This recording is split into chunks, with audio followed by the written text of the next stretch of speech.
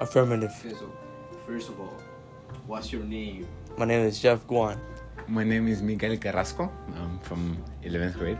My name is Alishma Fatmi. What was that day when Miss Kelly came to the That room? day, it was an average, Wednesday, I forgot. Earth Optimism started when Miss Kelly offered us an opportunity for the class. And she said, we will have a field trip. It's going to be taking place in Miami Museum. So we arrived at the museum, and there was a section that was like, we went into the entrance, and to the left there was a small meetup area, and we were introduced to the whole Earth Optimism program, how exactly it worked. We learned that there was different groups, not just in Florida but in other states, and we learned the fundamental goals, how exactly things are going to be working, the whole projection of the entire project and the plan. I remember when Miss Kelly asked if we wanted to join. I just joined because she said it was something environmental, but when we got the news that it was approved, it was a huge opportunity for us, because it's something we're helping our community, and it's also something small that can turn out to be something really big that will end up benefiting all three of us and also the school. We started analyzing what was wrong with the Doral community, and we took a bigger lens and looked at Miami, and we realized that there's an invasive species problem. There was a big one of the big pythons, and it was threatening the residents. So that's why we wanted to do invasive species. And our partner Alicia was very passionate about this topic, so she educated us a lot. Yeah. I agreed to it because it sounded interesting. Like I said, I've always cared about the environment and the impact it has on us. So when she mentioned it, I thought, oh, this is a cool way to skip class and learn about something.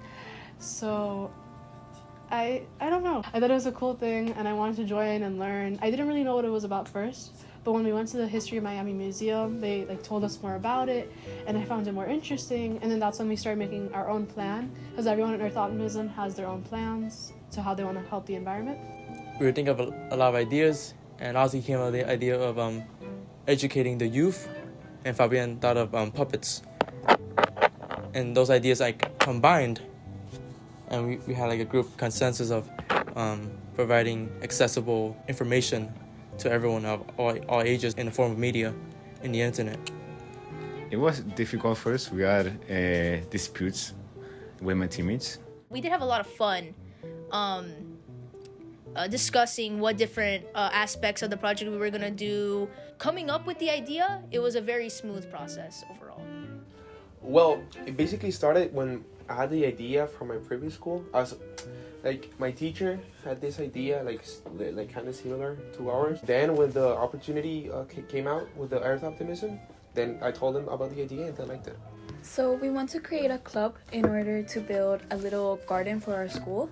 We want to teach students in the school about the importance of taking care of the environment, especially the impacts of industrial farming, and we just want to implement this so that we can improve the school lunch in our school. We're executing a policy.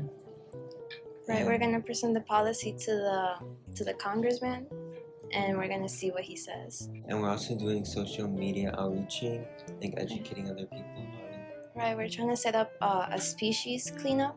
So we're trying to go out and catch these species that are harming the Florida ecosystem. Okay, once we get into Shark Valley, we're going to do some documentaries, we're going to do some recordings, or B-rolls.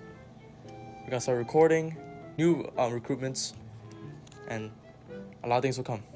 One thing that we did differently than most people is that we decided to go the policy route rather than hands-on, because policy has a longer lasting effect and it is mandated by law. And there's going to be restrictions and regulations that will keep it going even after we're gone. Once you leave, it's something that hopefully will stay.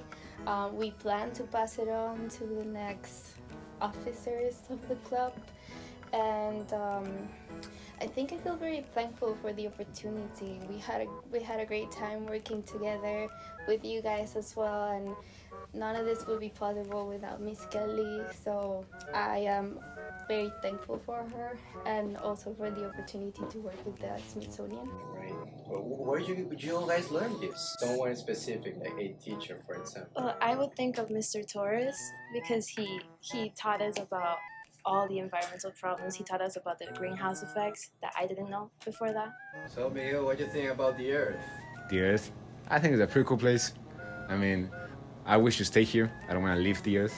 I'm scared of space. I feel like people are not taking care of it enough, and people keep telling them to stop doing certain things, but we continue doing it, and we're slowly killing our planets. Like, it's a beautiful Earth, but It's our we're home. killing it. We Yeah. need to take care of it.